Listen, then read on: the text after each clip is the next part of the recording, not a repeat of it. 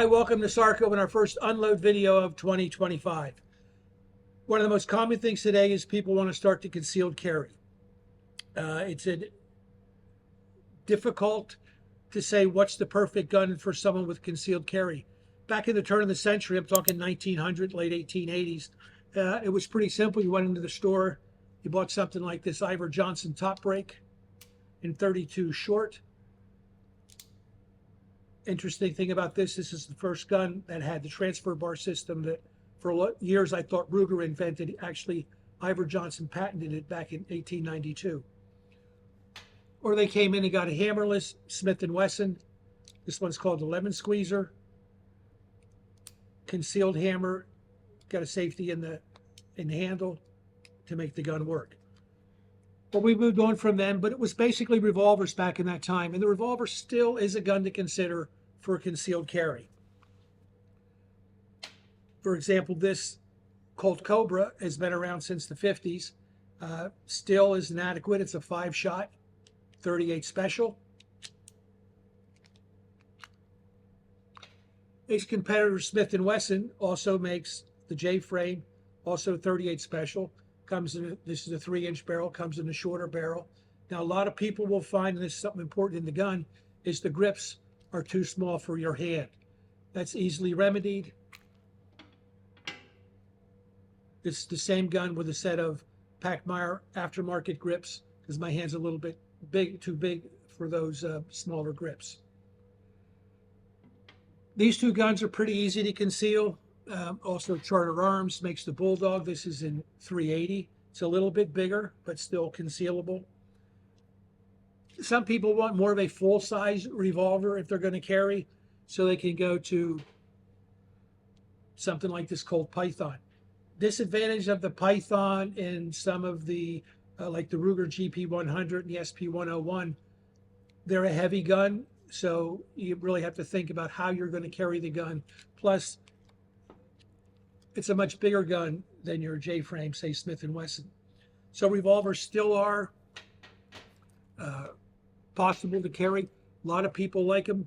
One nice thing about a revolver is when we compare it to the semi-auto, I open the cylinder, I can look in and see if the gun is loaded or not. I don't have to worry about forgetting about the one in the chamber, which happens more often than you'd like to think with the semi-auto. Also have to look at your budget.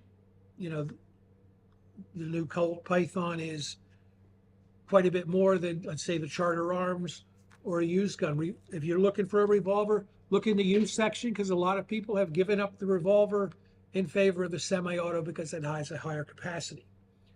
When we look at semi-autos, one of the most popular guns that we've sold over the last year or so has been made by Sig Sauer. It's the Sig P365. This is, it comes with some colored grips now on it, or colored frames, I should say. Nice gun. It's in 9mm. Has a safety on it. Of course, once again, we find the problem with this is a person with larger hands can only get 2 fingers on the grip. Sig responded to the industry. This is the 365 X Macro. You can see how we have a longer grip frame on it to accommodate larger hands. It's also optic ready. Again, a nice gun, has a rail on the bottom. But when New Jersey started their concealed carry, it seemed like everyone from New Jersey came over. What they were looking for was either the Sig P365 or the Springfield Hellcat. Both have been big sellers with concealed carry crowd. They're nice guns. One thing you need to consider with a semi-automatic, we all have different amounts of hand strength. This gun isn't hard to pull back. Some people will find it is. Is there an answer to it? There sure is. Smith & Wesson came up with the Smith & Wesson Shield EZ. It comes in 380, 9mm, and this is in their new caliber 30 Super Carry. Slide is easy to pull back. They did this for people with less hand strength an older guy like me that has arthritis in his hands, makes it easier to pull the slide back. It's easier for women to pull the slide back, and small frame men. Also comes in 2 flavors. As the grip safety, this one does not have a manual safety. The other model comes with the grip safety and the manual safety. And you can see how easy this is to pull back. It's 2 fingers to pull back. Again, this is, a really super popular gun with people, especially, like I say, people that have trouble with hand strength. Of course, we can't forget the Glock. This is the Glock 42. This is in 380. Now, this is basically the same size as the 360, a little bit smaller than the EZ, but the slide is noticeably harder to pull back, although not that bad. Again, doesn't have a manual safety, which is something some people like. Grip size fits most people. Also can get this gun in the 42 and 9mm. Okay, you want more capacity than that? Glock has the little subcompacts. This is a 26. This gun I have trouble with because, again, I'm lucky to get 2 fingers on it, so I don't shoot this gun real well. I like a little bit longer grip on it. What other options do we have? Most of these, depending on your budget, because there's a gun in your budget. It's just a matter of finding one that fits your hand correctly. The market goes from kind of like automobiles. You can get the entry level or you can get the deluxe model. This is the CZ75 Compact. It's a gun I like quite a bit.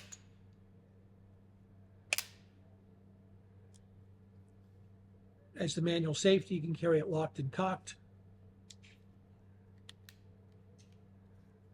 Or you can carry it with the hammer part way down. This comes in polymer or steel. One thing you have to always do is consider, how am I going to carry the gun? Am I going to carry it inside the waist? Am I going to carry it in a purse? You get a steel gun and carrying it all day on a cheap belt with a cheap holster, you're not going to carry the gun that often. Other thing to consider when you're considering calibers is, let's get a caliber that you want to shoot. If you start off with, let's say, this 1911 Commander in 45, if you're an inexperienced shooter, the recoil may turn you off. You may not practice with the gun, and it's important that you get out and practice with your chosen weapon. Most people find the recoil of the 380 or 9mm to be very tolerable after a little bit of time. Another option is the 22 Magnum in either a revolver or semi-automatic. Unfortunately, I don't have one to show you because we've sold them all. Hornady comes out with the FTX bullet for the 22 Magnum, which makes it an effective personal defense weapon. That's my opinion. But again, you have to practice with it. And if you have recoil that you can't tolerate, you're not going to practice with it. Another thing, as you're looking to buy your gun, if it's possible, go to a range where you can rent a gun, narrow your choices down, rent several models, shoot them, see which one feels best in your hand, and that should be a pretty good choice for you.